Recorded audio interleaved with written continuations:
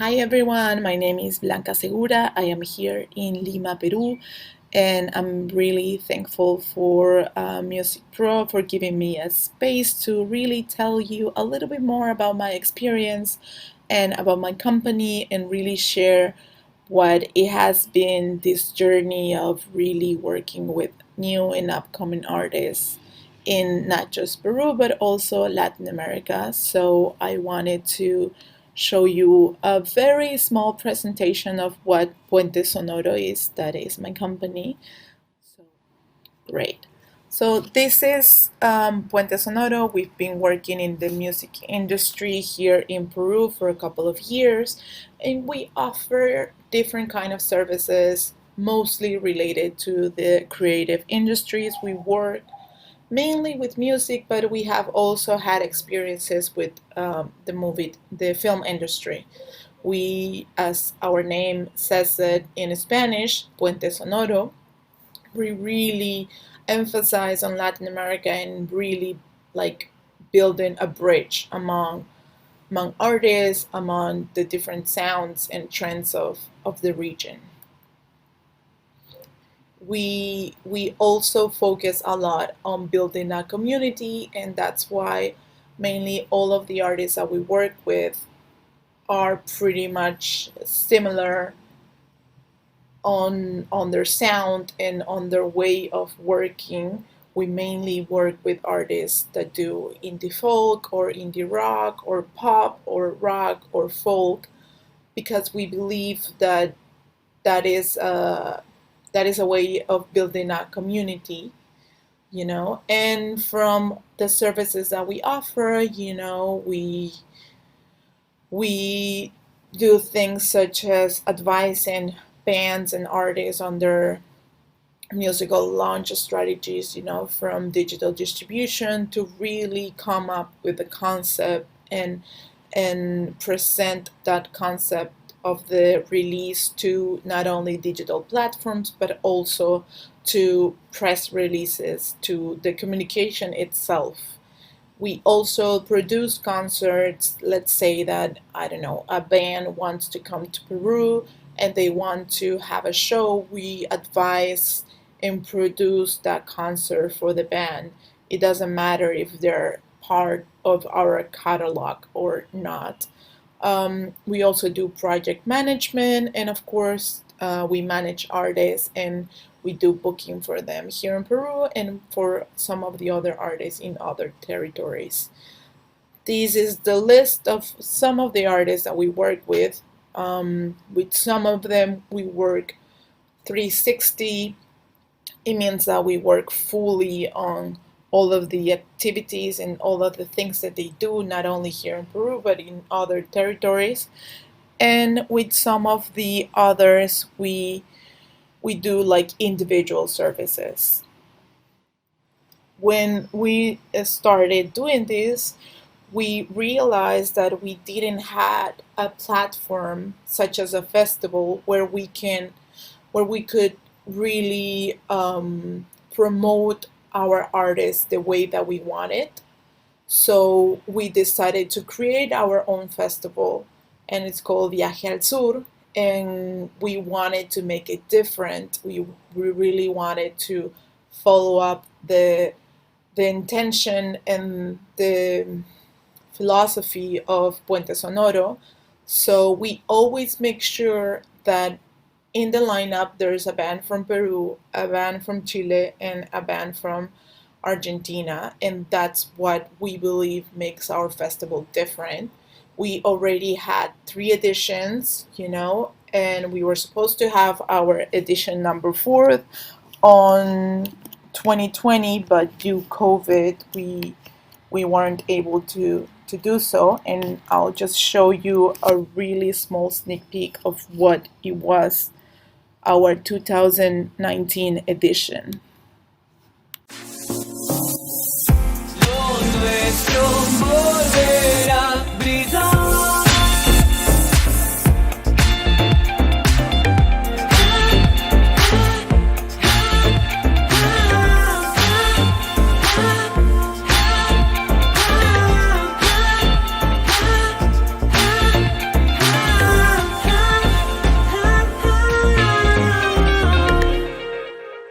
That was our edition number 3. We had, as you can see, 5 artists, two of them from Argentina, two of them from Peru, and one of them from Chile.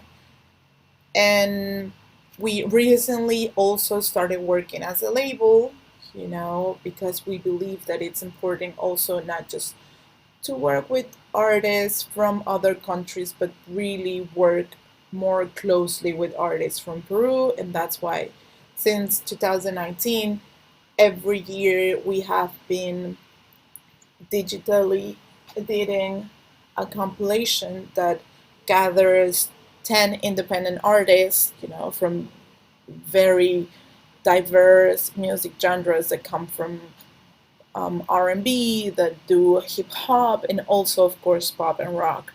And we compile them all together in a volume, and we launch it every year with a lot of international press and also local press. So we've got, you know, um, press releases that have been displayed at Remezcla from United States, but also Introduo in Argentina and Rock Achorado in Peru. And it's something that we want to continue doing in the following years because we really believe that Peru has a lot of offer, and mainly what it needs is um, it needs promotion, you know. And then I wanted to tell you a little bit more about my experience working with independent Latin artists and a few things that I believe are key to really helping new and upcoming artists. The first thing that we have found out that really works for us it's curating our catalog and finding our audience. We do not work with every artist that knocks on our door. We are very specific with whom we want to work. We believe that by curating the artists that we work with, it really helps us to build a community because it often happens that people who have listened to one of our artists have automatically like another of our artists. So by curating our catalog, we make sure that what we get to offer is going to be well received, you know. And then it's easier when you curate your catalog to find your audience because it's going to be pretty much the same audience, you know. Nowadays, thanks to digital platforms such as Spotify for artists, Apple Music for artists, Deezer Backstage, all of these platforms, they each one of them have their own system that will help you discover who is your audience, how old they are, where they listen to, which device they listen from. And that is key when you want to either produce a concert or you want to build in a launch strategy.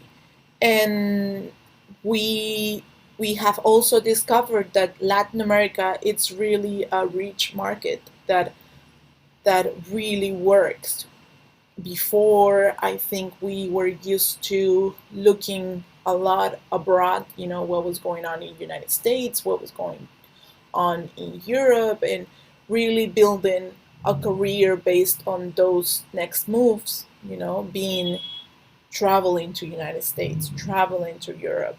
But Latin America, it's a great market, and by building this community, not only in Peru, but building a community in Chile, building a community in Argentina, we can really get to a really wide audience. I know I've been saying this a lot, but for us, building a community is very, very important. And when we say building a community, we don't mean building thousands of people who follow our artists and our company, but really focusing on the very attached and very, very fans, because as you can see here, I have a little text from a recent study that Spotify did, and it says that the top 5% of your fans are listening 6 times more than the rest of them. So it's really important to focus and have a fluent communication with those artists, quantity versus quality, as we say here. And not only building a community with artists and fans, but also artists with artists, like one of our bands from Peru that is called Los Niños Voodoo. They they had an anniversary for one of their songs called La Apuesta, and one of our strategies was having a special concert and a special content for the anniversary of the song, but we also invited one of our other artists from Argentina that are called Valdez to remix that song. So it's very important for us to also build a community not only among artists and fans, but also among our own artists. That is something we always encourage for our artists to listen to our other artists that are part of our catalog and to be friends with and to exchange music and to build that relationship, you know. Another thing that we have found out in this journey is that we have to be consistent and we have to be patient. Part of our plan when we harvest this artist in a market is that we make sure that these artists come to Peru at least once a year. For us, that is very important because that helps us to be consistent. So I remember with one of our bands that it's called Tobogan Andaluz, the first time they came, like 20 people came to see them, and the last time they came, 200 people came to see them. So it's a very slow process, but we have to be consistent and we have to be patient and also be consistent in the communication. In Puente Sonoro, although we don't have always things to communicate for our artists, we're all the time posting pictures of them, reminding people to listen to their latest songs. We do press for our bands for their releases, so it's very important to always have a presence of your artists in the territory that you want them to have a market and listeners in. And so this is a picture of Fármacos, that is one of our bands that the first time they came also, like 50 people came to see them. And last time they came, they were able to do a solo show with just them, and they got together 250 people. That it's quite a number for an international artist in a Peruvian market. So we're very proud of the work that we have been doing for our international artists here in Peru, but the key is to be consistent and also to be patient. So that's pretty much everything I had to share for today for this presentation. I hope that it's going to be useful and that it's going to help you really understanding how things have been working for us in according to our experience. For us it's really important to do things, not if there isn't a festival where they can display our artists, we create our own festival. So we really have that action in us, and it's really important also to have a strategy, to have a plan, and to have a fluent communication with your artist. Um, it really helps us to be consistent, for the artists to communicate us what they're doing. Doesn't matter if they're not doing anything here in Peru, but if they're launching a new song and they're doing a concert, it's really important for us to communicate it here, you know.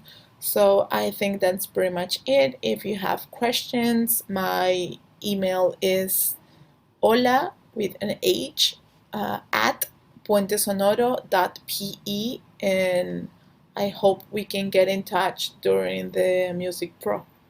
Thank you.